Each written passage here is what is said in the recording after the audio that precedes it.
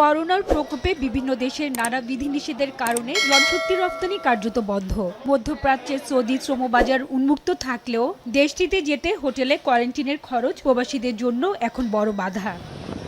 ছুটিতে দেশে আসা অধিকাংশ প্রবাসীর অর্থ ফুরিয়ে যাওয়ায় উচ্চমূল্যের টিকিট কেনার পর হোটেল বুকিংয়ের জন্য টাকা জোগাড়ে হিমশিম খাচ্ছেন তারা।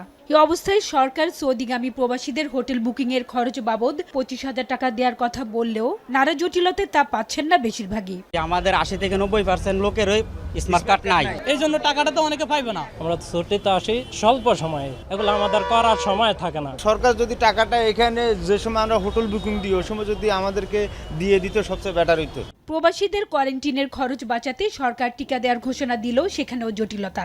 বিএমইটির নিবন্ধন না থাকলে টিকার জন্য রেজিস্ট্রেশন করতে পারবেন না প্রবাসীরা।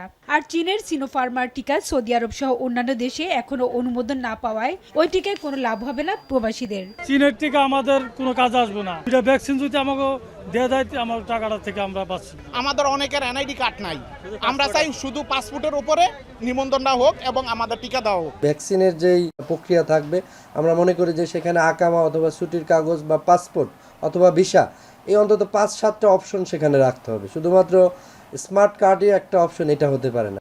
ওয়েজ আর্নার্স কল্যাণ বোর্ডের সদস্য না হওয়ায় বিএমইটি কার্ডধারীদের বাইরে কাউকে কোয়ারেন্টিনের টাকা দেওয়ার সুযোগ নেই বলে জানিয়েছে কর্তৃপক্ষ। ওয়েজ আর্নার্স কল্যাণ বোর্ডের সদস্য হওয়ার একটি ডকুমেন্ট হচ্ছে যে বিএমইটি কর্তৃক ইস্যুকৃত স্মার্ট কার্ড। আদৌ কার্ডধারী নন, তারা আমার সদস্য নন।